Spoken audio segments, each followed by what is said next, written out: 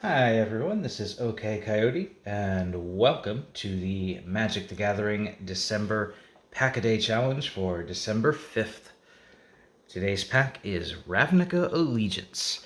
If this is your first time watching my Pack-A-Day Challenge, that's exactly what it is. I'm opening a different Magic the Gathering pack every day in December, just for fun, just because I feel like opening packs this month and I have a bunch. So today's pack is Ravnica Allegiance.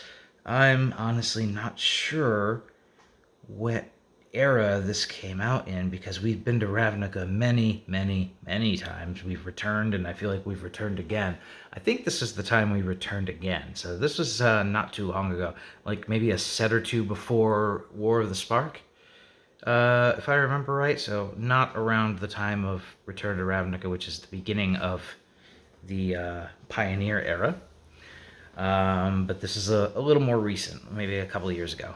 Ravnica is always a very, it's one of the most popular planes in Magic. And multicolor is a big deal here. You've got 10 guilds, each represented by a 2-color combination.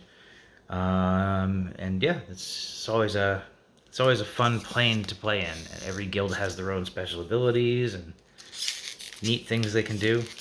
Anyway, let's get into it. Ravnica Allegiance. All right, we start off with Rubble Belt Runner. This is 1 red-green for a 3/3 Viashino Warrior. Rubble Belt Runner can't be blocked by creature tokens.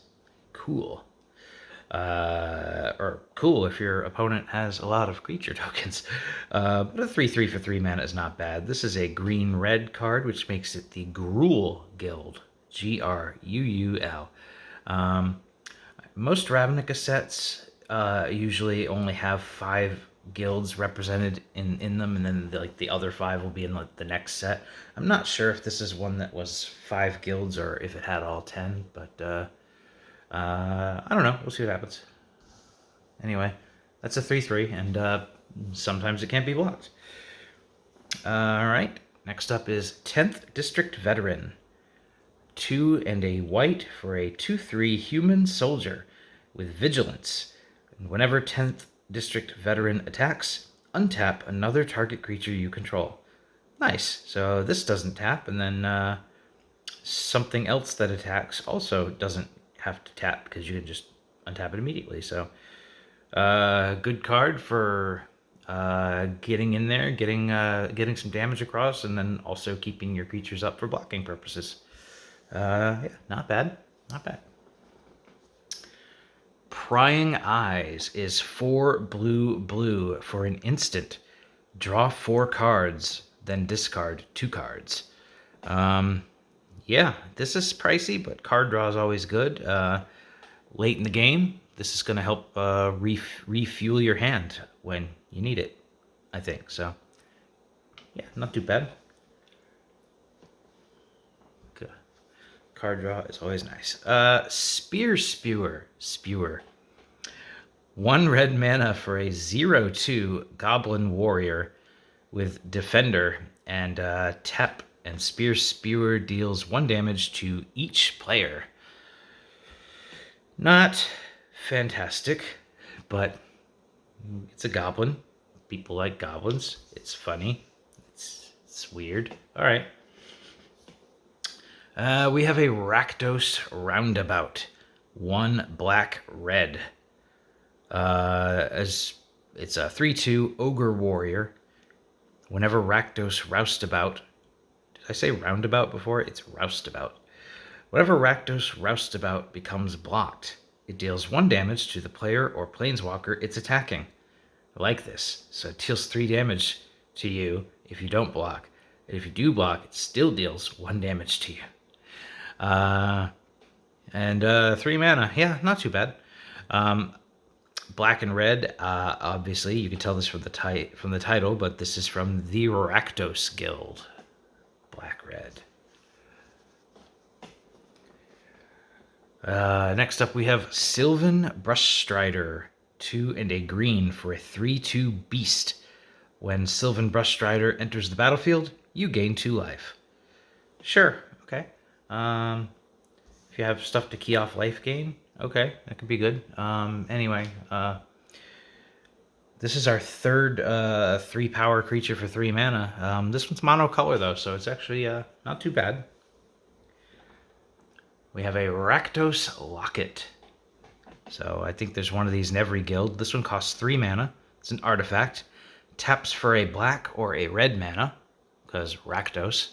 And you can pay 4 mana hybrid. They can be black or red for Rakdos mana. Tap and sacrifice Rakdos Locket to draw 2 cards.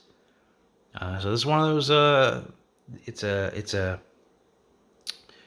what do they call it? A mana stone. That's one of those, but it's versatile because late game you can get rid of it and draw some cards. And, it replaces itself. Once it's outlived its usefulness, you can exchange it for something new, something better. Blade Juggler. This is 4 and a black for a 3/2 human rogue. This is from, although it's mono black, it's obviously a Rakdos card because it's got the same watermark as the other Rakdos card. It has a very Rakdos ability on it. Spectacle, 2 and a black. You may cast the spell for its spectacle cost rather than its mana cost if an opponent lost life this turn. So, fun to play after you've attacked. When Blade Juggler enters the battlefield, it deals 1 damage to you, and you draw a card. So, that's nice. So, technically, this is yet another 3 mana 3/2. And being able to get a card draw of it's pretty nice. This is actually a pretty good card. Let's juggle some blades. Goblin Gathering. 2 and a red for a sorcery. Create a number of 1/1 red goblin creature tokens equal to 2 plus the number of cards named Goblin Gathering in your graveyard. So just on its own, it will get 2 1/1 goblin tokens. But if you have more copies of this, they will give you progressively more and more goblins. So it's up to you. How many of these do you think you might draft? Do you want to do the all Goblin Gathering deck? Probably not. Probably not. Of course, I say this, and I'll probably have one viewer that's like, "Oh, the Goblin Gathering deck is awesome." Okay, maybe it is. I haven't played it. Summary Judgement. 1 and a white. This is an Azorius card. Azorius is the white-blue guild, but this is mono-white. 1 and a white instant. Summary Judgment deals 3 damage to target tapped creature. Addendum. If you cast the spell during your main phase, it deals 5 damage to that creature instead. This is a pretty basic white removal spell. White likes to target creatures that are attacking or are tapped. So, yeah, this is a way to deal with your opponent's pesky attackers. I like it. Oh, this is a fun card. We're moving into the uncommons now. We have Gate Colossus. This is an 8 mana, 8/8 artifact creature construct. This spell costs 1 less to cast for each gate you control. Gate Colossus can't be blocked by creatures with power 2 or less. Whenever a gate enters the battlefield under your control, you may put Gate Colossus from your graveyard on top of your library. This card is very tough to beat. I want to say there's a gate in every pack, or there's like a land in every pack, and there's either a gate in every pack or there's a land in every pack and a good chance of it being a gate. I don't remember.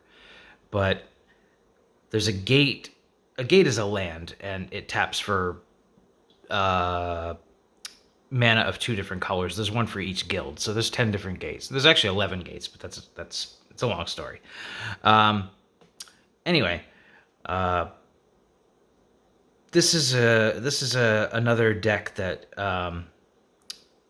you draft this, and then you just try to draft as many gates you can, and then this is scary good, because this card is hard to deal with, and even once you do deal with it, it just pops back on top of their library, and they play it all over again, and it's cheap if they have a lot of gates. So yeah, this is a very strong card. It's a build around card, but if you get it early, yeah, that's a good card.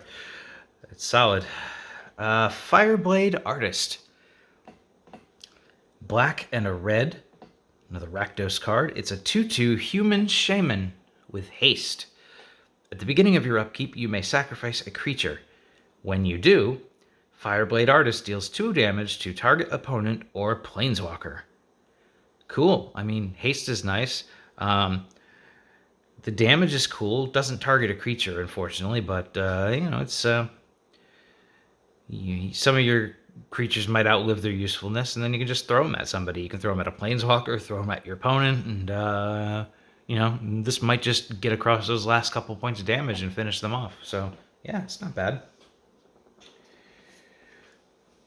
We have the Wall of Lost Thoughts. 1 and a blue for a 0/4 wall with Defender. When Wall of Lost Thoughts enters the battlefield, target player puts the top 4 cards of their library into their graveyard. Yep, milling. Milling is always a thing that people like to do. That's popular. You either really like it or you really hate it. And that's all I'm going to say about milling. Before we get to our rare, we will look at the rest of the pack. We have the token here. It is a Thopter token. Artifact creature Thopter, 1/1 flying. There's cards that can generate these, so there you go. And in our land, yes, it is, in fact, a gate. It's the Simic Guildgate. Land Gate. Simic Guildgate enters the battlefield tapped, and it taps for a green or a blue. So, yeah, I think every pack of Ravnica Allegiance had a gate, if I remember right. The rare is Kaya's Wrath. White, white, black, black, sorcery, destroy all creatures. You gain life equal to the number of creatures you controlled that were destroyed this way. So I was going to say that Gate Colossus was the first pick in this pack, but this is nice too. White, black is the Orzhov Guild, by the way. But, this is a Wrath. I mean, this wipes the board. This is a very strong card. I don't know how strong it is in draft. I think I would still like it. I think I might still pick it first if in this pack. Going to be a very strong card in Commander, I bet, because you always want to have your board wipes. So yeah, I'm happy with that card. I think this was a good pack. But yeah, that's the pack. That's going to do it. This was Ravnica Allegiance. That's going to do it for the December Pack-A-Day challenge for today. Don't forget to like this video if you liked this video, and you can subscribe and follow me over on Twitter at OKCoyote. That's going to do it for today. We will see you tomorrow with another pack. Bye-bye.